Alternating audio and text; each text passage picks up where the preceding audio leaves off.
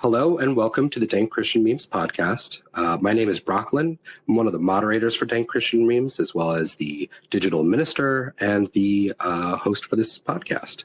I'm joined by our co-host today. We have Void Boy with us, our resident artist, and Castor Troy, who is our pop culture analyst. I think that's where we left it.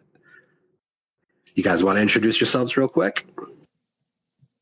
Here, I'll go. Thank you for pop culture analyst. Yeah, I like that. That rings good. I'm going to have to put that on some business cards. But hello, and thanks for having me on again. So should be a nice, lively, interesting talk about social meds. Hi. Me and Broclen go way back, and it's actually kind of almost by accident that I ended up here. And it's been really fun to, continue being part of this podcast. I'm looking forward to this topic, which is something that a lot of us we tackle social media all the time, and it's super exciting that we're kind of in this really weird merging of the metaverse kind of thing. And yeah, we're excited to talk about it. Yeah, so, I feel like for a number of years, social media was its own story with the rise of Facebook and Twitter.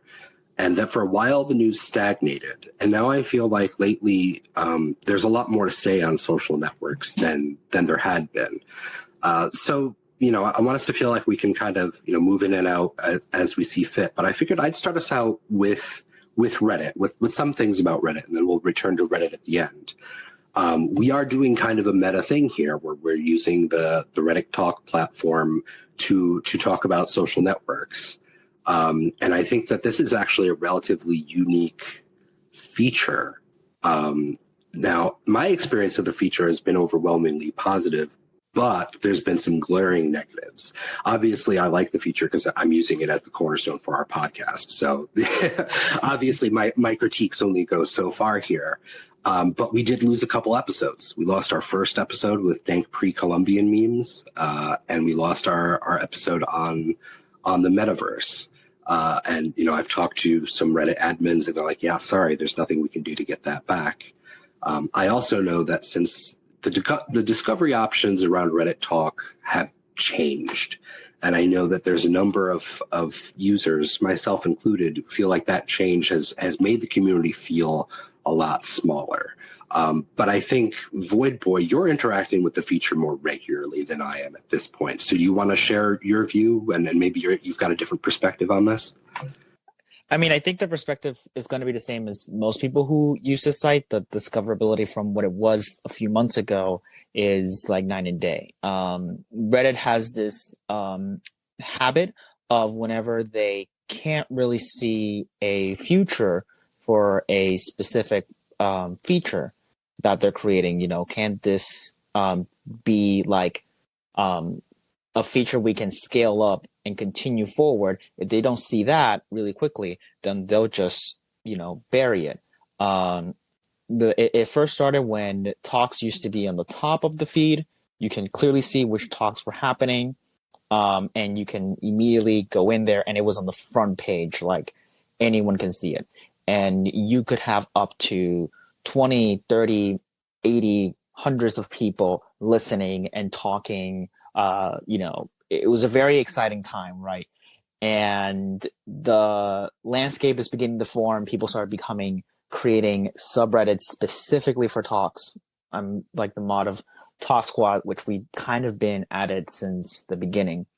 And from getting regular listenership from about 50 to like the high 80s, I remember at one point, we're now kind of teeter-tottering on 20 and 15 at the most. And there's a Discord, I'm not sure if you're aware of it, there's a Discord in that's about Talk Squad for people who do these hosts. And the general vibe, if you go to like the feedback and urgent issue chats that they have, it's like discoverability is low. I've went from 100 people to like 0 people. Our subreddit has stopped growing. It's been neutered from taking it off the feed to putting it on chats, and now it's just completely gone. The happenings now thing is gone from mobile, and it only exists on. Yeah, and there's some debate over whether or not the absence of the discoverability on mobile, if they did that on purpose or if that's a mistake. I don't think we've heard back on that yet. Well, I'm just going to say that Reddit has a nice history of doing things on purpose, of just like, you know, like in the military, they make you take care of a bunny, and then at the end, cool, you take care of this bunny for a few months, shoot it with this gun. Reddit has done that with a feature like RPAN. I've never been to basic training. Is that how it actually works? I've never heard that before. I'm scared now. I think there's like a survival or like special training, like a special forces training. They make some soldiers actually talk that they made them do that. And there's also a famous painting that also talks about that. Wow, man, that's heavy.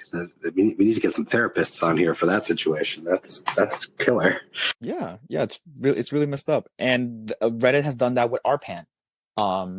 You probably Reddit, that was like their sort of TV, like live, almost sort of like YouTube, but not really. Yeah. It's kind of like what we have now with TikTok and what we have with and way before TikTok we had Telescope, which was this kind of live stream, vertical, on your phone.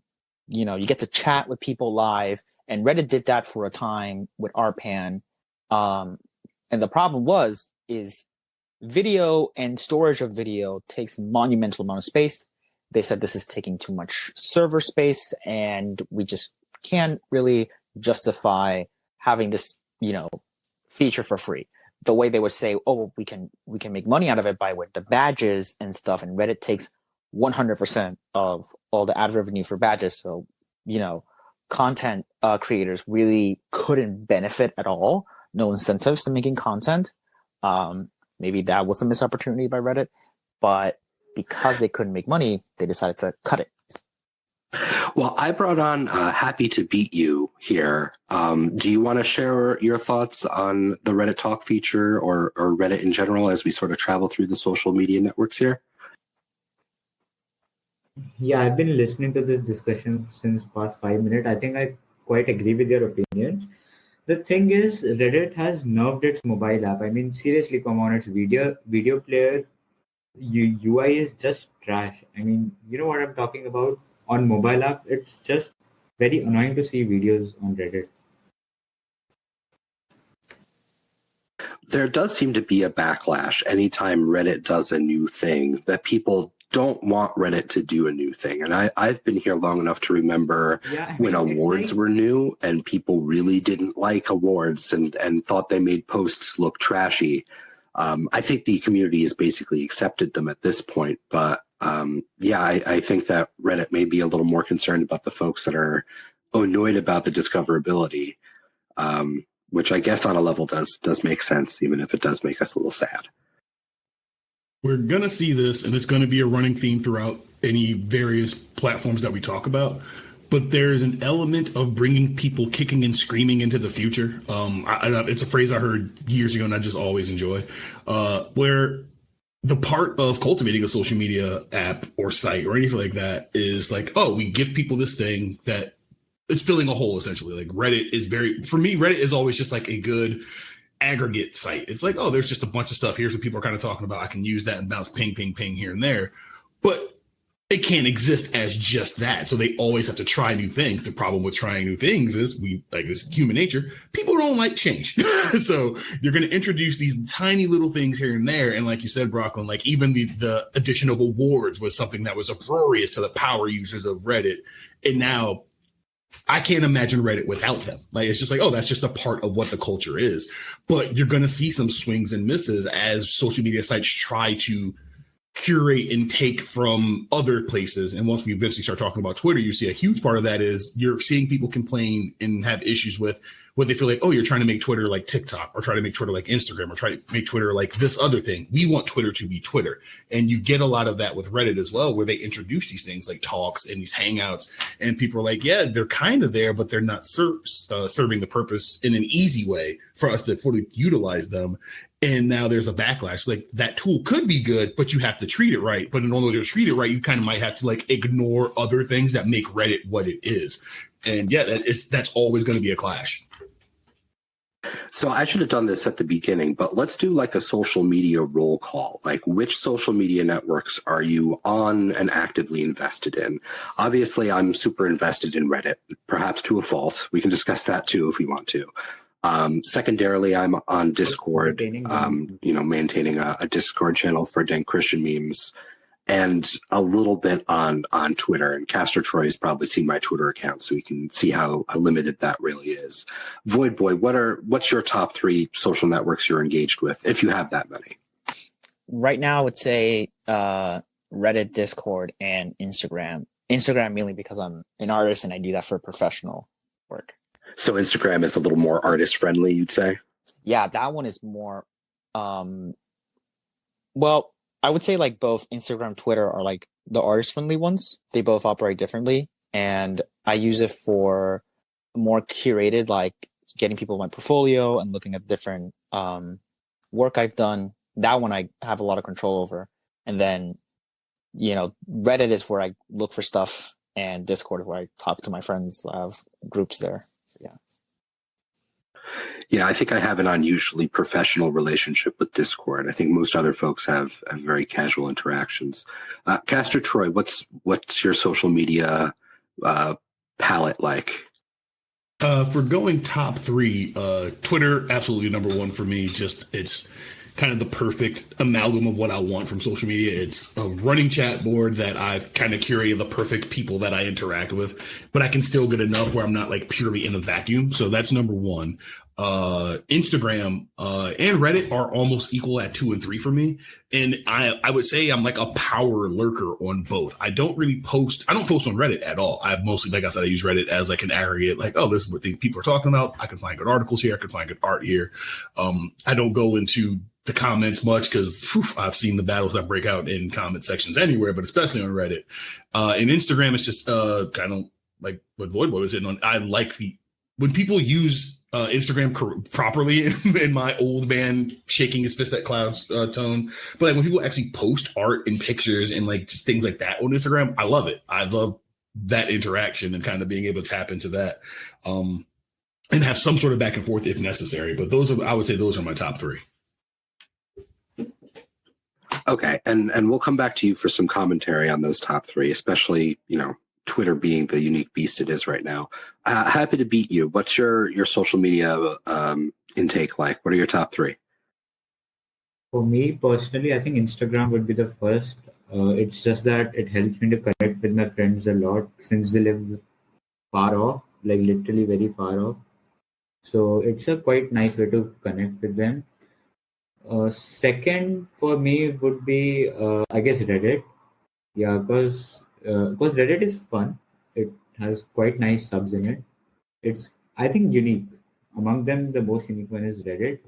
Third, I stopped using Discord lately, but I think third would be Twitter/WhatsApp. Yeah, Twitter/WhatsApp for me. I mean, if WhatsApp counts. Can you say those last 2 again? I don't think I've heard of those. Twitter or WhatsApp Twitter/WhatsApp. I think it's a tie for third for Twitter and WhatsApp. Yeah, it's Twitter. Oh, WhatsApp. I forget that WhatsApp is... I always think of it as just text messaging, and I know that's wrong. Yeah, I mean, if you consider it as a social media... Right, WhatsApp is now part of Meta. Yeah, it has a new feature called communities in it. So that way it can be considered as a social media platform.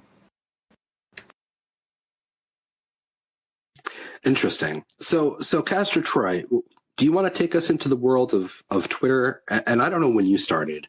I started relatively early on Twitter, and I've dipped out and back in. But I remember when the big deal with Twitter was that politicians were using it. So you could see what politicians were tweeting during like the State of the Union, and you could also tweet garbage at your senator, as is your, American tradition. So what was your introduction? When did Twitter show up on your radar as something worth investing in?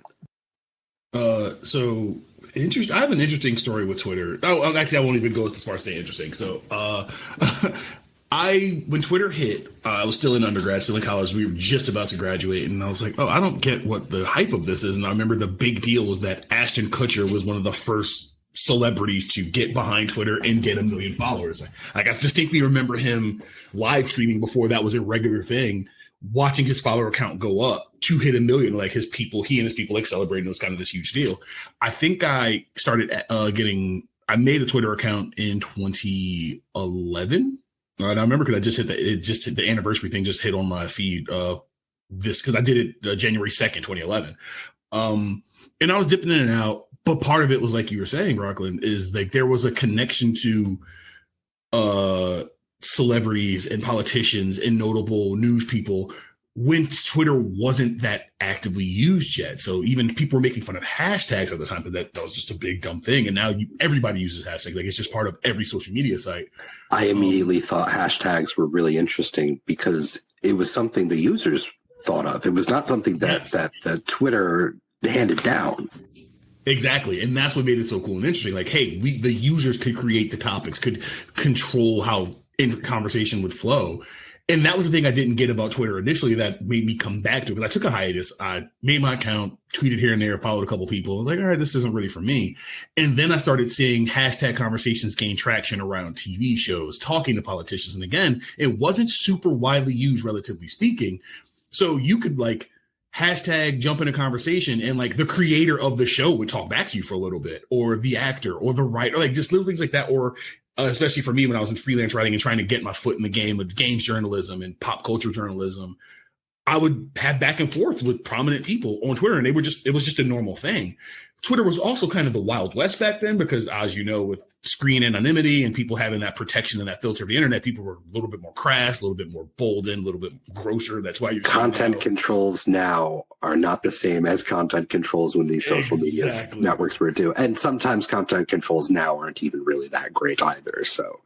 Yeah, exactly. And it's not even so much content control. It's just the way people were like, we're on the internet, and they were taking like these old school chat room rules from Gen Xers and adding that edge of millennials, how we could just be snarky and mean. But that was just what the discourse was. And you're finding out now, like 10 years later, and there's like some people are reckoning they are reaping what the sowing has occurred. And it's like, no, this is how you were operating on Twitter 10 years ago and talking down on dark-skinned women and this marginalized group and that marginalized group. It's like, no, we have a record of your crappiness from years ago. But the thing about Twitter right now, so you fast forward and we're now in 2023, especially with Elon Musk taking over, is you're watching the powers that be in like, oh, we want to disrupt because this is what this database and this app and this has this power. And it didn't have as much power as he thought. And now he's messing with it in there, obviously losing advertisers and messing with the user experience. And largely right now, a lot of what Twitter usage is, depending on what subgroups and things you operate in within Twitter, like I very much say like I am a member of quote unquote Black Twitter. And that's kind of where I purvey and like get a lot of my information. But it's just basically it's people waiting for the ship to sink, and they want to be they want to be on the ship as it sinks to watch it happen. So every new feature tweak, every new bug that isn't a feature, all these things that keep popping up, it's like, oh, this is it. This is the one that's going to do it, and we're all cracking jokes about it. But then in the day to day, it's like, oh wait, this app does kind of suck to use a little bit. Like they keep moving where certain things are. So the muscle memory you've been building up for over a decade doesn't work anymore. Like where the retweet icon is, or that stupid view count thing they added, or this. I think Reddit and Twitter have a similar issue too, where they're not really generating meaningful profits. And in the case of Twitter, someone paid a lot of money for a social media network that doesn't really bring home the bacon. He paid $44 billion for something that was worth 10. I mean, that's just bad business from the get-go. But it was always a losing endeavor. The thing that moves Twitter is that it gets massive revenue. It's just like every once in a while, it can generate a conversation that goes somewhere else. And that is useful. You can make money from that as a marketer, as PR, as that sort of thing. But just as a business, it's hard. It's like it was tough to make money with what Twitter worked as. And Elon Musk is learning that. And now you're watching it hemorrhage advertisers. You're watching it lose active power user count. Not that people aren't using it, but the people that kind of made Twitter move aren't engaging with it the same way. But you also saw that somewhat exodus where everybody was trying to find the next thing. But you can't recreate what Twitter is. It is curated communities that kind of just move lightning fast. And Yeah, that's why I enjoy it, but that's also why Elon never got it, because that's not how he used it, and he thought it was something else. And it's like, no, this is just kind of just the people getting together. It's a peanut gallery with a hierarchy of bigger peanuts. Like, that's pretty much it. And I wanted to grasp on what you said, because like what makes Twitter unique. And Broclen, you mentioned it earlier, that you can have the CEO or senators, actual incredibly powerful people talking, and then someone just posts like an Among Us meme after their like press release. Yeah, exactly. and that is a unique culture that you have to be in it. You got to be with it to get it. And if you're not, you're going to realize how fast Twitter turns on you. And I think that's what happened with Elon Musk. He overestimated, got a little bit overconfidence, thought that all the fanboys would like him, but he was in his bubble burst, and he's just dealing with the chaos that, Mm-hmm. So I want to share a little bit. Oh, God, sorry. Well, you go ahead, but when you're done, I want to share a little bit about how some Christians and some pastors and folk like that are interacting with Twitter, as far as I understand. But go ahead. I don't want to steal the momentum. Oh, yeah. I was just going to have two quick thoughts. One, you just hit on something that I find awesome and hilarious about Twitter is there's a running joke among Twitter users, and especially Black Twitter. It's like, if you try to explain a trending topic that you are part of and having a conversation with hundreds, if not thousands of people on Twitter, if you try to explain that conversation to someone that does not use Twitter, and you just go to your wife, your boyfriend, your friend, it's like, oh, this crazy Twitter thing happened, and you go from beginning to end, you sound insane, because it only works and exists if you were on Twitter when it was happening. And the other part of that is, like you pointed out, it's Elon Musk was in his Pacific bubble. He's like, I'm trying to make sure freedom of speech is here and take the power away from all the powerful elites and blah, blah, blah. And it turns out that's not who has the power on Twitter. It's people like me, or people with, like, I have friends, legitimate friends I've made on Twitter who have like 5,000 to 10,000 followers.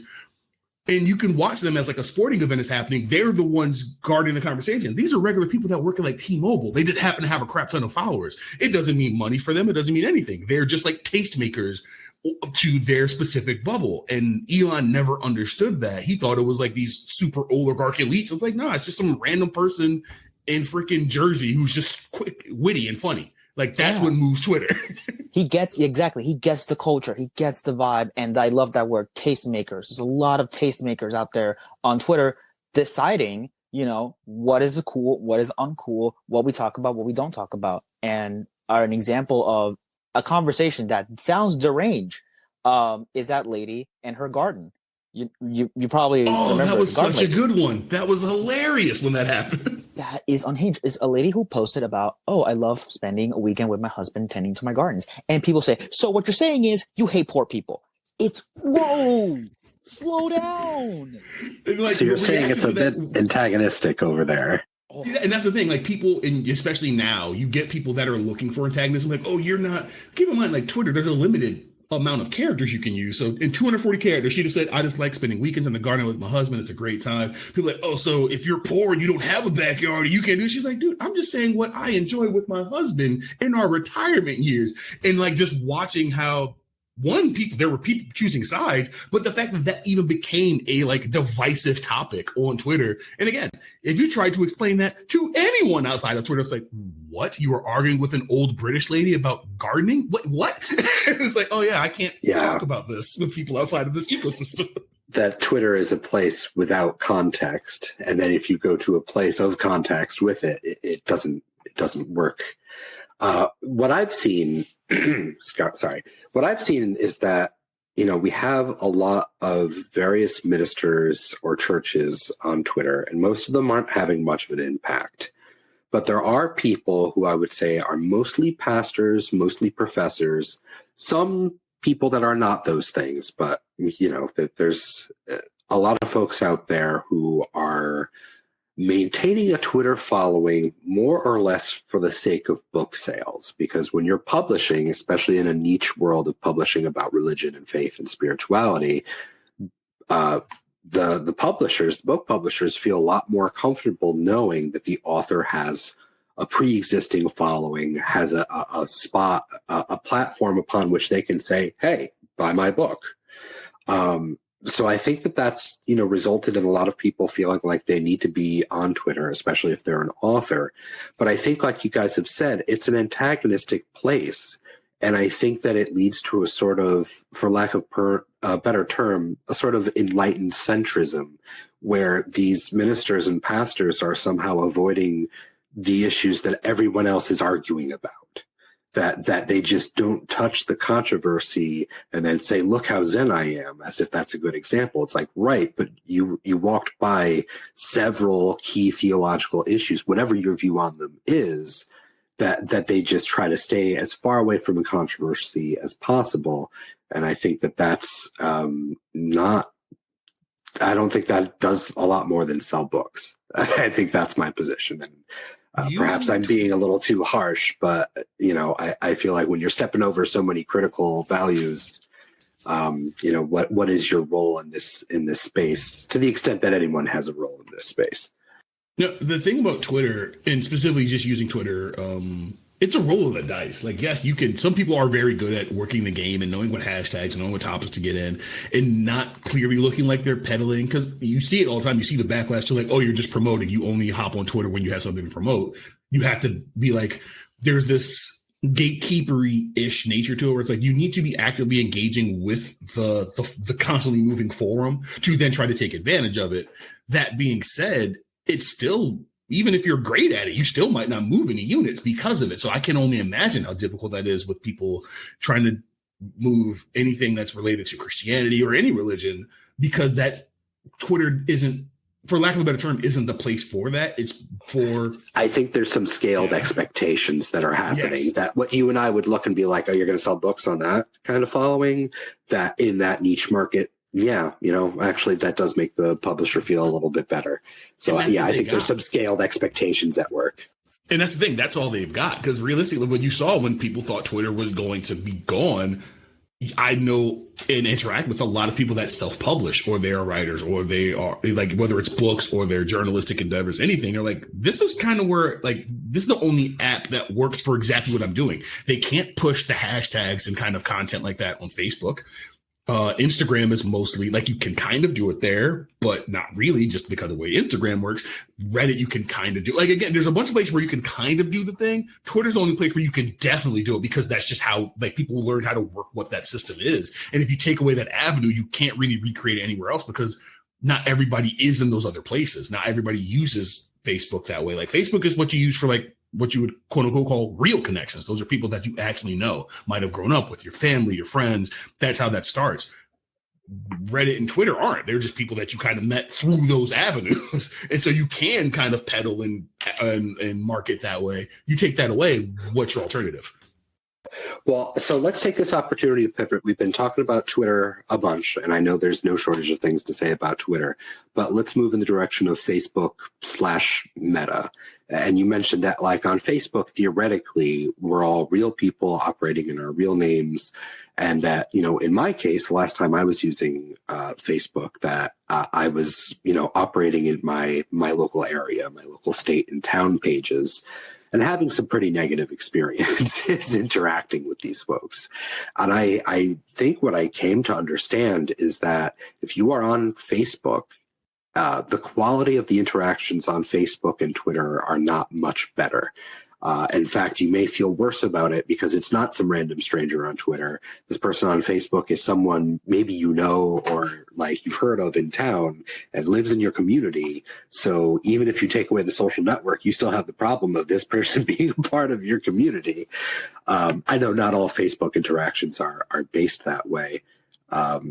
So that's just my 2 cents about Facebook, that just because it's tied to real life a little bit more doesn't necessarily make it better. And that's to say nothing of the VR side of the house, which we can touch on as well.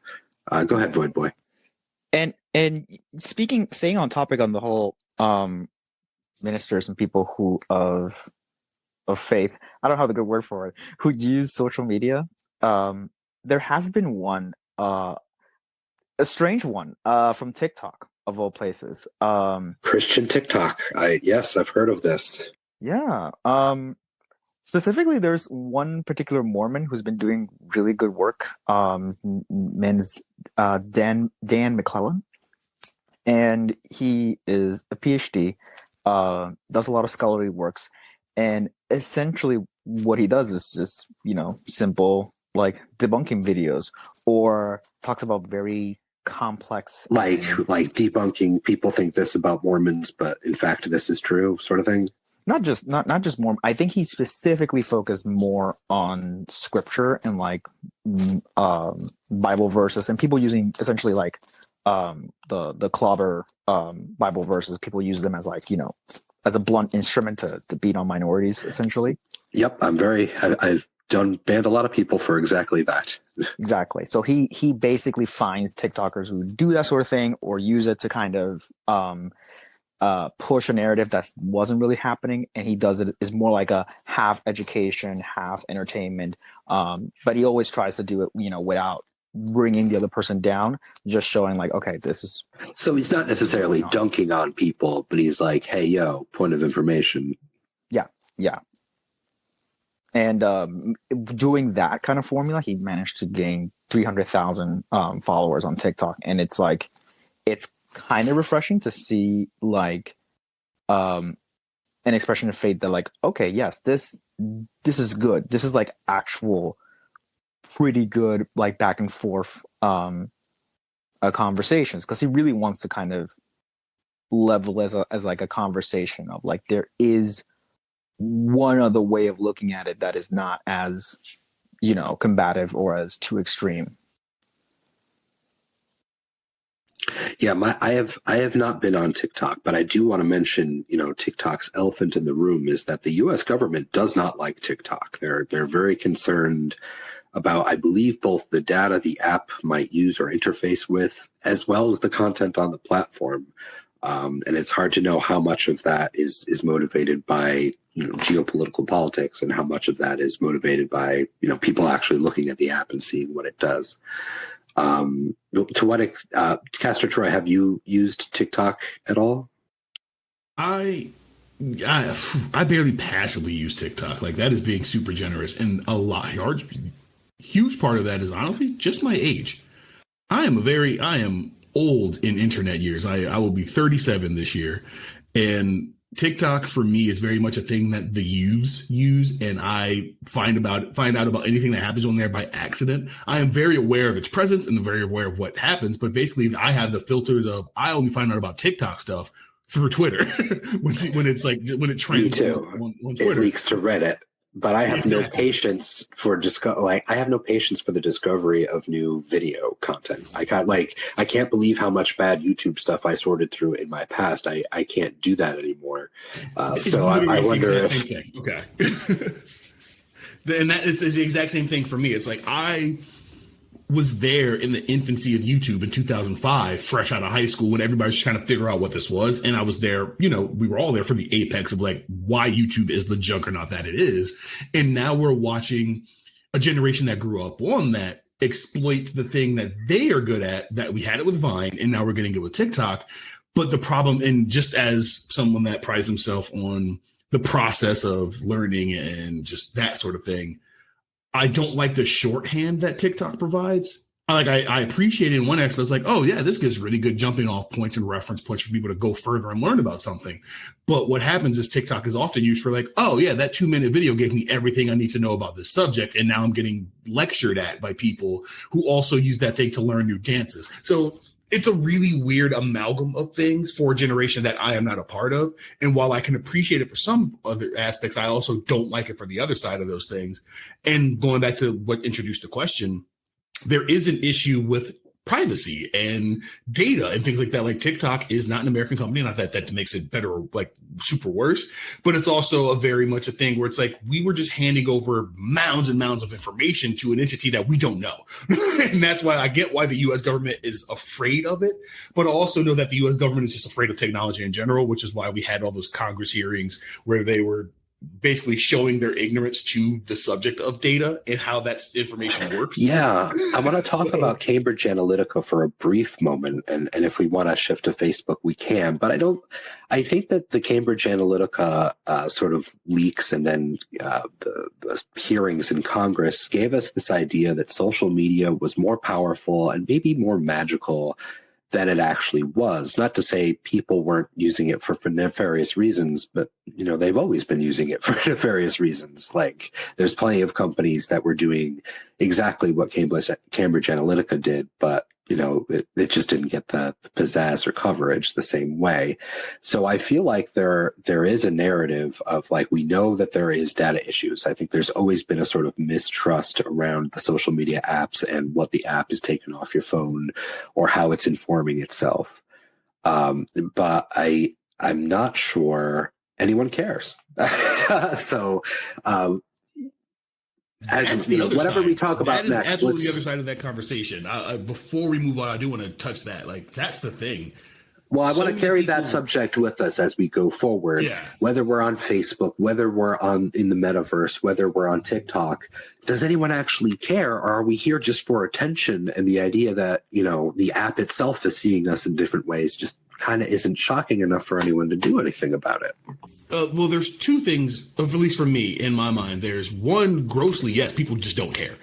And a part of that comes from the fact that, like I was just hitting on, there's legitimately two generations now, if we talk about generations in like a 5 to 8 year span, that have grown up in the social media, our information's already out there age. So that notion of what privacy is doesn't exist in the same way, because they've always lived in some form of public eye, whether they have 100 followers and 1,000 friends or thousands and thousands across various platforms. Like, they've always just kind of lived in this way. So they don't care. They're like, no, people know all the stuff about me anyway. The other part about it is, yeah, people use these things as a distraction. And so the cost of the distraction is, I just a little bit more of my information and privacy is out there. Whatever, cost of doing business.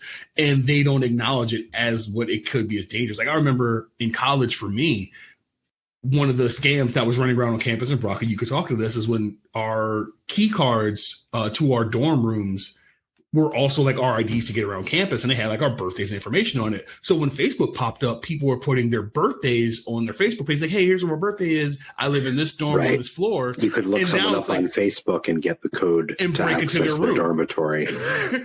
And that it was a real problem. And and we had to teach that to people. It's like, you don't get it. Like, you're putting the information out there. So now there's a couple, almost a decade removed from that, people are like, I get that. They don't have my birthday. They can't bring it to my room.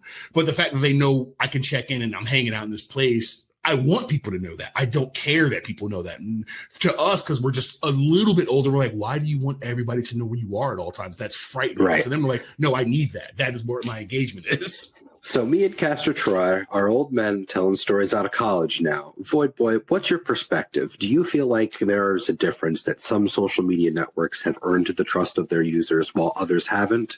Or is there just a general pessimism that covers, users' point of view?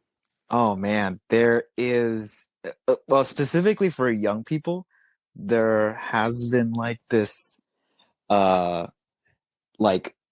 don't know, they've realized that being on social media is a very surreal experience, especially for with all the news and everything. And it is surreal. I think I've never heard someone say that out loud, but I really agree with that. It is surreal. It is inherently strange. And coming from the young, I consume a lot of social media, and I'm very interested into what the younger generations are doing. And right now, a lot of them are in this thing called core, which is a series of videos that just show what it feels like for them to experience social media to them as it happens, as it unravels. And it looks like a very scary, deranged, nonsensical series of images and videos that don't relate to each other. And that is very fascinating, how this new generation, how they're interpreting and contextualizing social media is very different from the older generations coming in. for them is this kind of very isolating, very deeply sad kind of state of affairs. And for us, it was more of like, everything is new, weird, and wacky.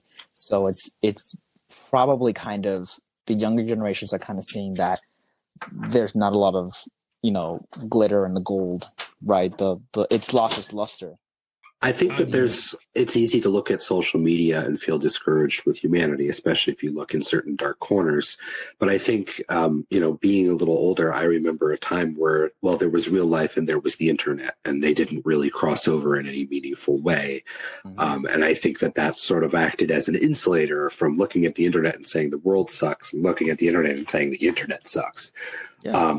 I also want to say, professional, why I want to bring you up on stage and I can't. I'm getting an error message. So if you want to share your thoughts with us in comments, I will check back and read them. But I apologize, I can't get you on stage for some reason.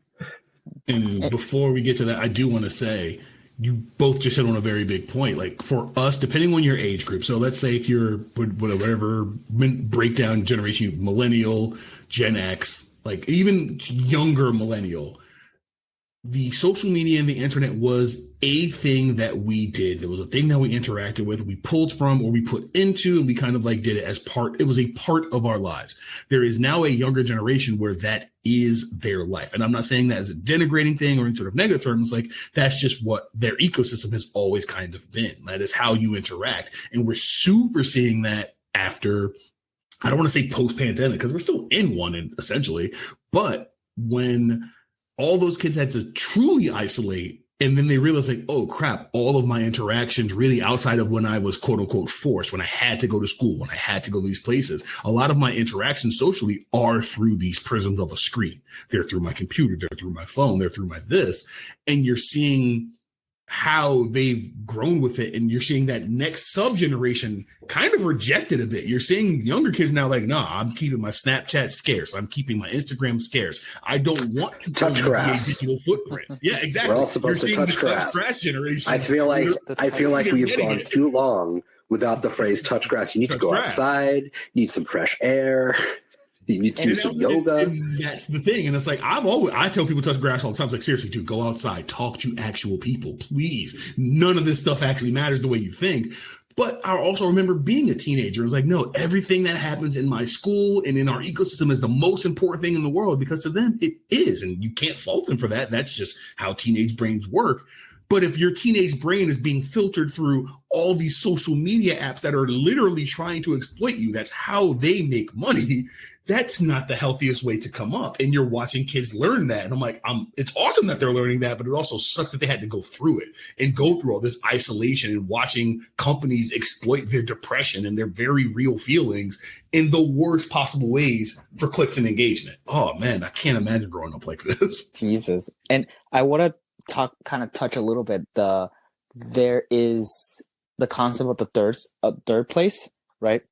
And you touched on a little bit, like you have your friends at school, right? And then you have your regular home, and then there's the third place, which is like another place where you a second living room, right? That is separated from your home. And I think that's the direction I feel that the internet, and for a greater extent, the metaverse is going to be. There's going to be this very seamless transition from that third place, this ecosystem that you build, and all the other aspects of your life. There's from anything, not just from shopping, but through like stream media, to like your day-to-day things will all kind of merge into this big singularity that's going to be the metaverse. And, community will also come from that. Well, that's the narrative. So can I, now that we're talking about the metaverse a bit, can I talk about the Christian perspective on the metaverse, and then you guys can share your view? Let's do it. So before I get off, I am going to mention we did do a full episode on the metaverse, which I mentioned was lost to us. But in that conversation, folks were not optimistic about it, and that, even someone like myself, who I would call myself a VR enthusiast, I don't like how, if I use VR when my family is home, I'm no longer with my family. And that's fundamentally different than playing a video game in the living room with my family. I know that there's a lot of folks in Christian spaces who see the promise of the metaverse as the dystopia that they've always feared, which would be a godless one. However, I have seen many folks who have made churches. Some seem like they may have made a church in a jestful way. Others seem like they've made a church that might be used, or a church that is almost like a digital memorial to their physical church in some sense. But the one thing all these churches had in common when I visited them is that they were very empty, a problem we have with our physical churches in real life. So I think that the lesson here, at least for now, until the metaverse becomes a little bit more like what the promise is that VR churches are going to struggle with the same thing the physical churches are going to struggle with, pulling people in and moving past the negativity that a lot of people rightly have. So I don't think that just going into the metaverse and building a church, say, now everyone's going to forget about all those negative press headlines. I don't think that this is a quick fix. And I don't know how many devout Christians are like, yes, VR headsets are something I'm enthusiastic about. I don't know if there's a big crossover there, but that's the Christian perspective on the metaverse for now anyway. There's also the issue of which age groups are you trying to hit as any sort of entity outside of actively working in social media, but trying to utilize social media. So if we're talking about Meta right now in Facebook skews older. Facebook skews towards people that were in college or high school, older high school age when it broke, because you could only get it if you were in college for a while, for the first 2 years. And then they extended it to high school students, and then they just opened it to everyone. But that just became the default social media. Oh, I want to see pictures of my kids and my grandkids. And I'm literally only on Facebook now to this day, because that is a lot of where my older family members congregate. And they post things, and I essentially post what is the amount to wellness checks. Like, hey, I'm letting you know I'm still alive, but I don't really interact here that much. I'm off doing other stuff. Like, we'll text and we'll call, but I'm just letting you know, here's how my life's going. Leave me alone. And then if you're an exterior entity trying to utilize that, you're like, oh, we're trying to get the youth because we're using Meta and we're using VR. Really, who's using Meta and VR is the grandparents. You already got them. They're not new people. So you have to go to the other places where the kids are. The thing is, the kids aren't all in one place anymore. They are super scattered across various apps and various things.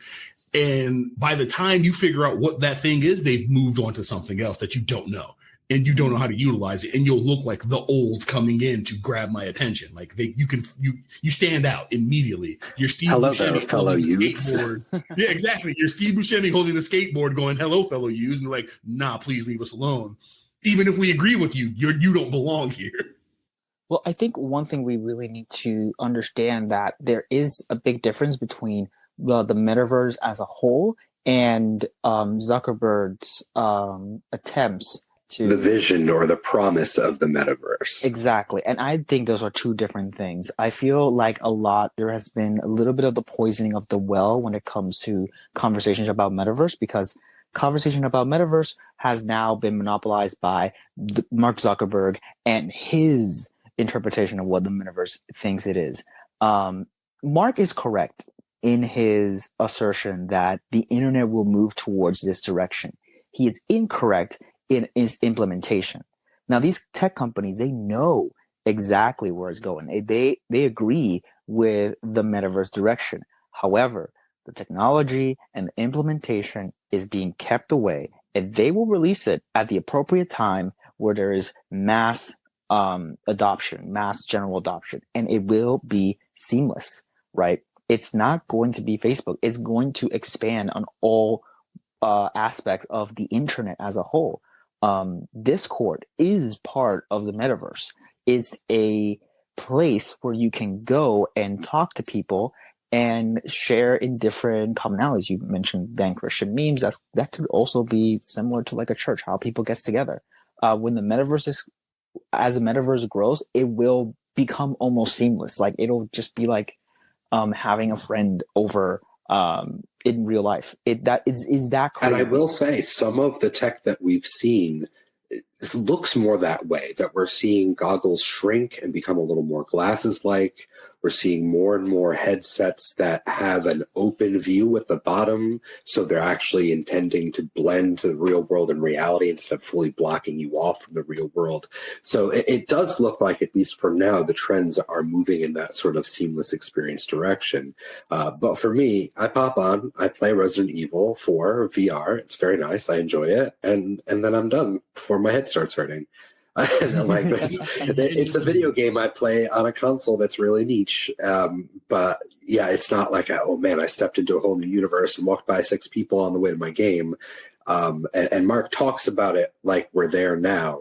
And I don't think we're going to be there for a bit, if we even ever live up to his great dream here. No, those are two things that I brought up previously. It's bringing people kicking and screaming into the future, which can be good. Like people on that's usually something Microsoft does. Like in the tech world, we look at Microsoft and like, oh, they're going to drag us through this. They're going to drag us through Windows 8, and they're not going to stop until they get to Windows 10. Until they get all of us to use Windows 8. But they're a company that has such buy-in that, we in the tech world is like shrug, because like, what are we going to do? Live without Microsoft?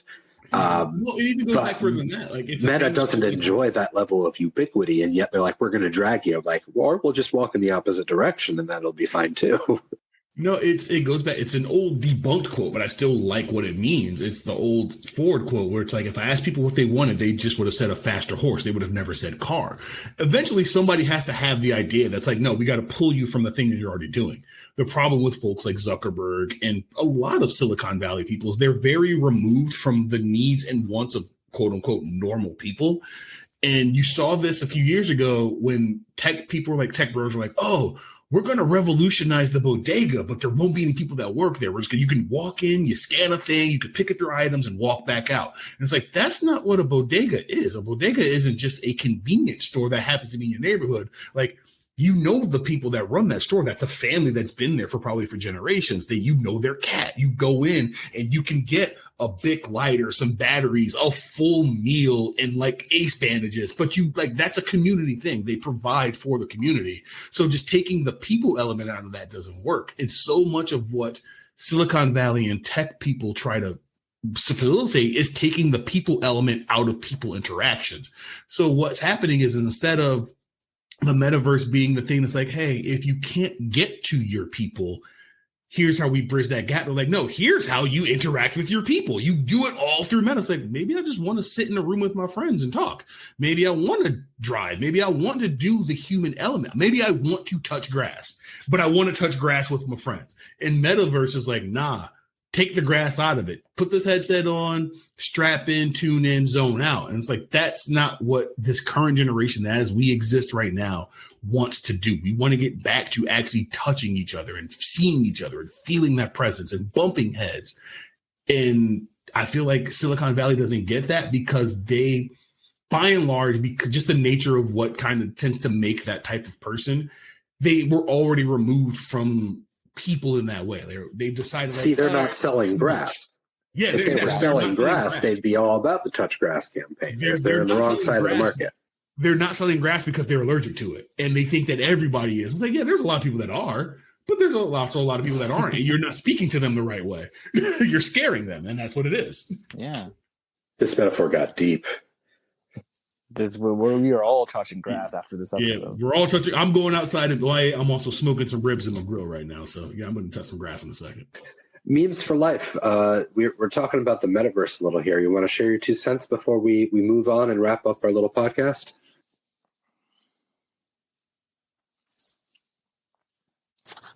I really don't know. All right. Well, thanks anyway, I guess. Fair enough. Thank you. I guess one last thing before we wrap up and moving away from like Meta and all these social medias. I really like social media. I really do. I really like how everything is sort of all connecting to each other. And one last thing that I've noticed in the future, I'm noticing this as some social media people are doing, is they're making more ephemeral content that things like Snapchat used to do. You made a post and disappear. Instagram is also doing it with disappearing posts and stories. And I feel like it's very interesting how nowadays it'd be easier to kind of make a post and delete it and make it more like a once moment experience, kind of how real life. You meet a person in real life and after they're gone, they're gone. Or you have this conversation and it's not recorded forever. They can use it against you. You know, it's funny how social media is trying to emulate aspects of real life, of real social interactions. And I think that's pretty cool and interesting. And I'm looking forward to all the wacky and weird unhinged change that social media is going to do. So I want to talk a little bit about bygone social media networks. And, you know, there was a point where MySpace felt inevitable and Facebook was trying to play catch up and really started as a niche social network for colleges. But I like to think that these things aren't forever. That Facebook and Twitter, I feel like their public trust is declined at least a bit recently. And I like to think that as we're looking for, like you said, looking for more like experiences that aren't logged, that you talked, you shared an image, and now it's gone and it happened, and you know, there's no record of that necessarily, or at least not a public record of that. I think that's attractive to a lot of people. So I like to think that we could get to a time where, you know, maybe Discord is riding on top. I find it hard to imagine Reddit ever being the top dog. They do threaten to make an IPO, and I don't know that that's necessarily a good move. I think Twitter may have poisoned the world of social network IPOs. I'm not from Wall Street Bets, so I'm not qualified to actually talk about that part. But I like to think that our current social media landscape is not inevitable or eternal, and that you know stuff like Google Plus, I think, had great ideas but failed because they were trying to out Facebook. But one positive thing that came, like what we now know as Google Meets, a pretty well-used chat program, was their Google Hangouts, and I think it had 7 other names at some point as well. So I could imagine a world where, you know, Facebook chat is what you use to text with your auntie, but that's about it. So, you know, I could imagine what Mark Zuckerberg sells for the metaverse being pulled off by any other company as well. I don't think that Facebook is necessarily inevitable.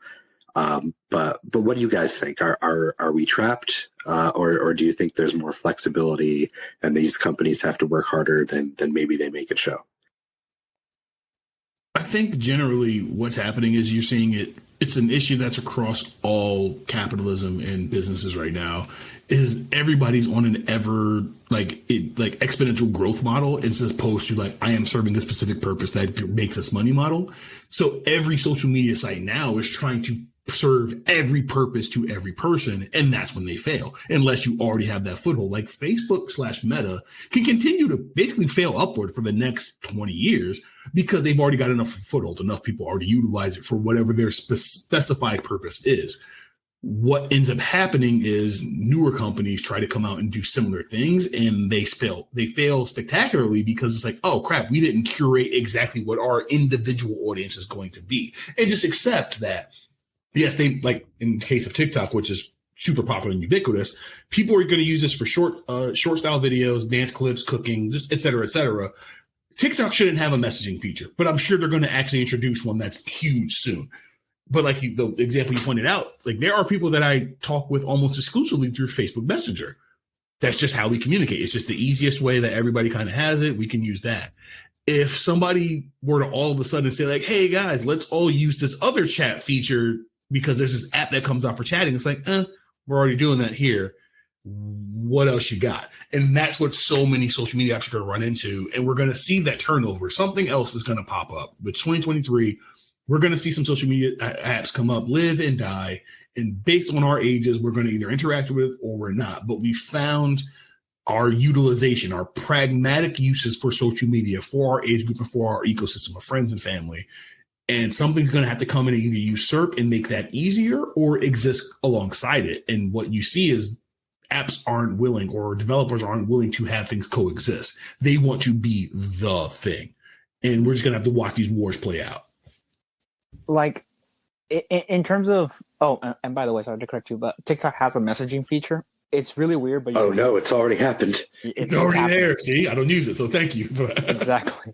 You can text and but you can only text people who either have it available, or you can only text people who you follow each other. So if you're mutuals, you can text. It's not like Discord where you can just message whoever. But my thoughts on futures and moving forward, like I said, I think they're moving for more ephemeral. There is this new social media app that's gotten a little bit of traction. It's called Be Real, and the premise of Be Real, I've heard of this. Yes, is that they kind of like Snapchat, but it tells you, hey, it's time for your Be Real. And the point of the game is that you have to take a picture of where you at, no prep, nothing. If you're on your sofa, sitting, slouching, take a picture of that. And that stays for up to 24 hours, and then it disappears. And that's kind of the thing. The thing is that, number one, it makes whenever the Be Real thing pops up, that pops out to all its users. So everyone does a Be Real at the same time, in real time. So that's there's a communal aspect of it.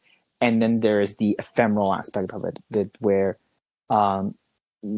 social medias were going to try to make you do stuff together more communally, and it's more ephemeral, meaning that whatever you did in this moment will disappear.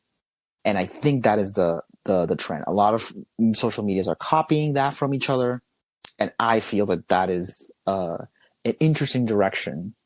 Maybe it'll go full circle and means that social media will make itself disappear, and we all have to touch grass now. Hey, maybe, it's possible that we get some electromagnetic interference from the sun and just all our tech doesn't work one day. That would be a fun apocalypse. I'm told we'd recover in the course of 2 months, that it wouldn't actually be so cataclysmic. It wouldn't be as cataclysmic. But some people would go straight to the crazy stuff, though. Oh, yeah, that's going to happen. But we're also getting very far for the phrase "we're losing recipes." I mean, it's anecdotal, but I'm running into way too many people that don't know how to do a lot of basic stuff. That's going to make that couple of months real interesting if all this stuff goes back to dirt. Oh my God! Even in tech, Southwest thing, the architecture for Southwest, there has not been a single engineer who is capable of learning the full architecture. It's crazy.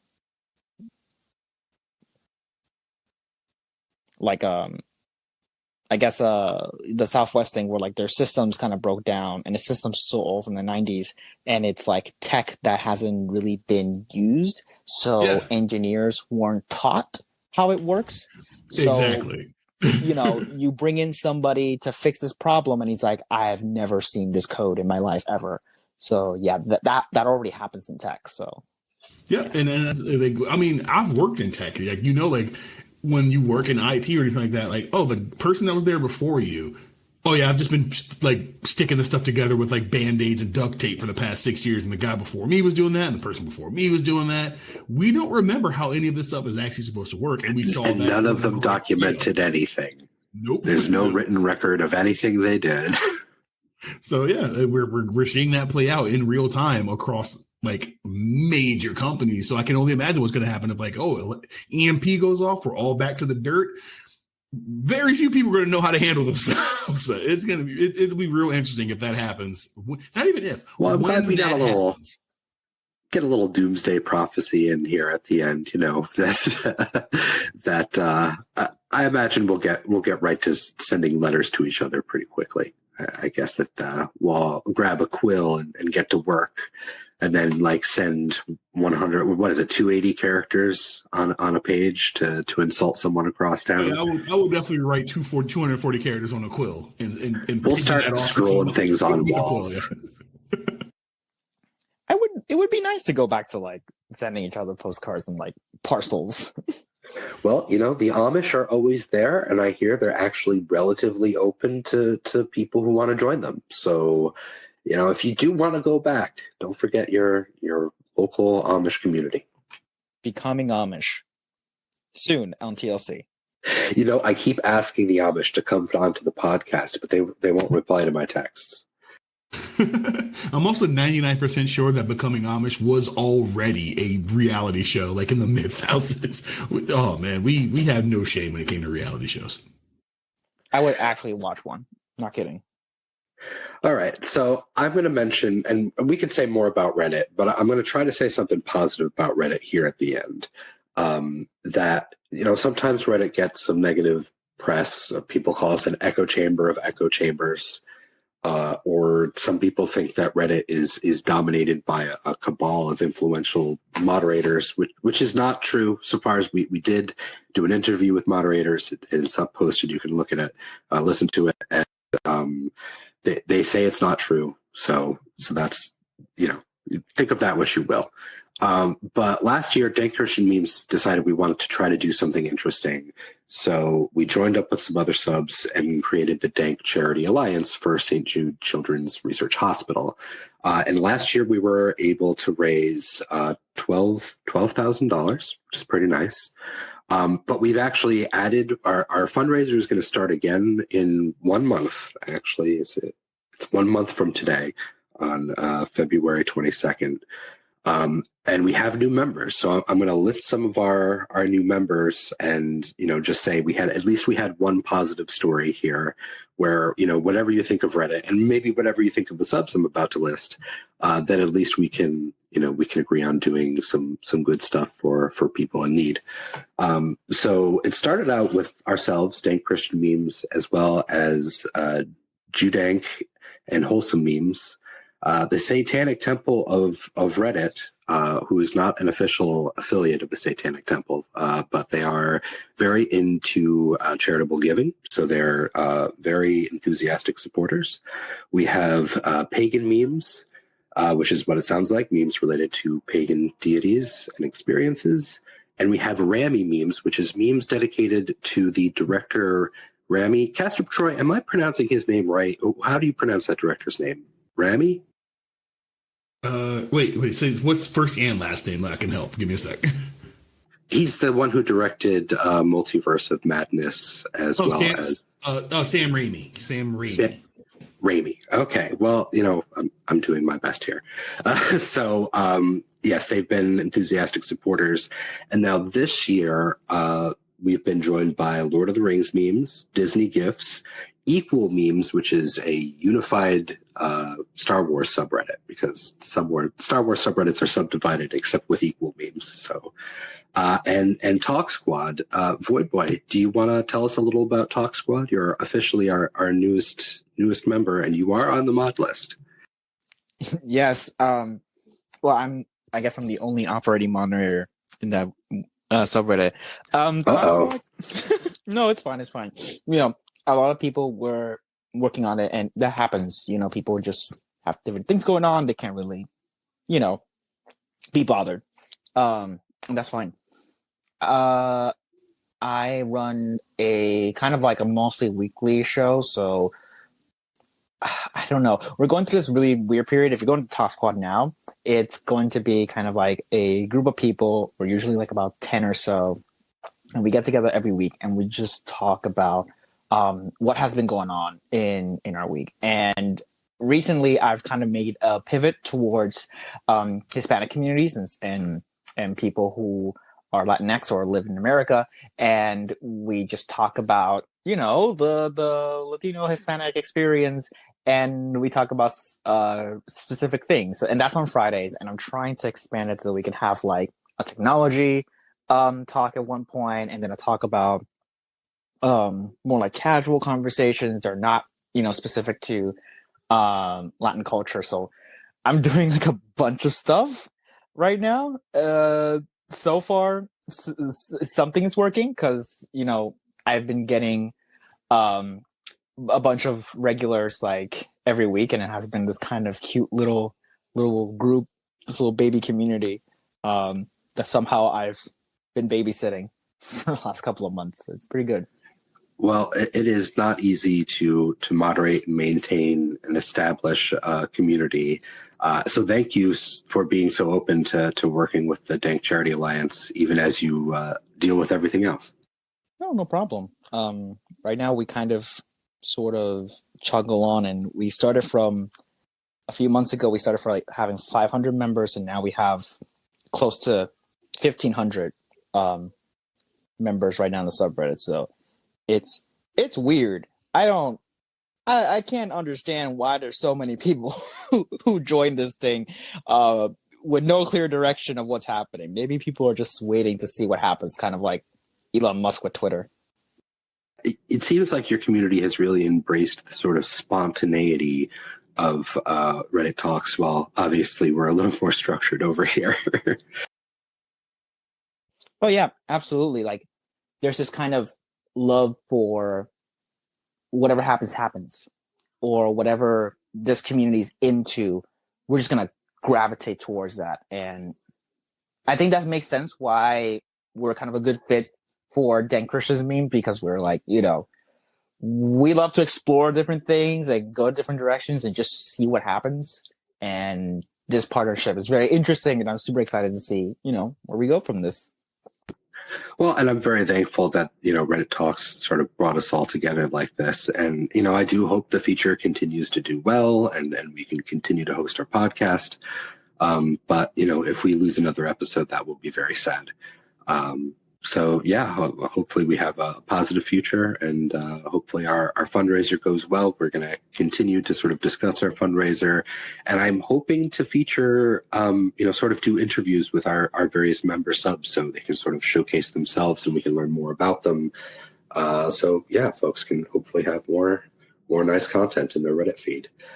Is there anything I'm missing here before I read our show notes and tap dance out the door? Is there anything you guys want to plug, or a final thought? One last thing.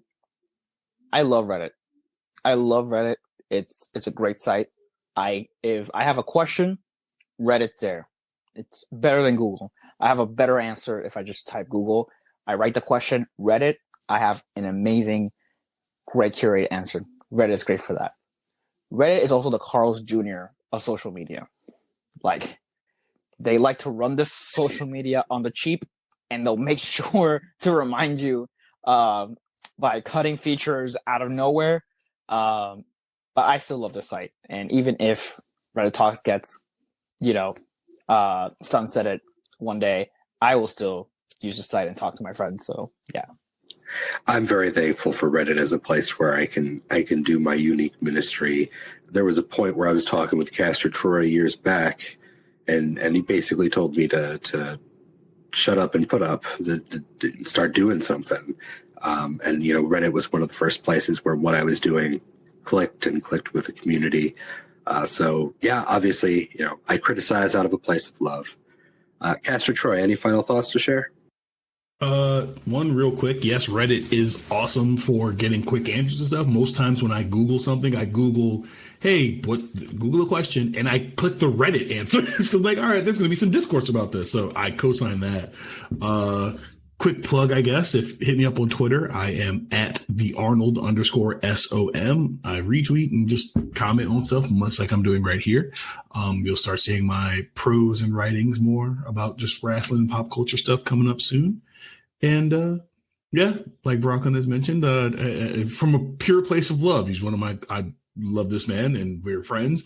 But yeah, I'm very much not a fan of complaining with no action. If you're going to complain, what's your plan? Let's do some stuff. So I got behind it. I'm so happy and proud to see what he's cultivating and doing here. But yeah, this is a good discussion about social media and how it's bringing folks together, but also ripping them apart individually. It's such a weird duality right there, but it's fascinating to watch happen. Well, thank you for your kind words. And this has been the Dank Christian Memes podcast. Our music is provided by Olive Tiger. Our Dank Christian Memes is a place for all kinds of Christians and all kinds of non-Christians to enjoy memes and fellowships and this podcast. If you'd like to connect with our community further, we have social network links available in the description. Use at your own risk after our discussion here. Thank you for listening. And until next time, may the memes bless you and keep you.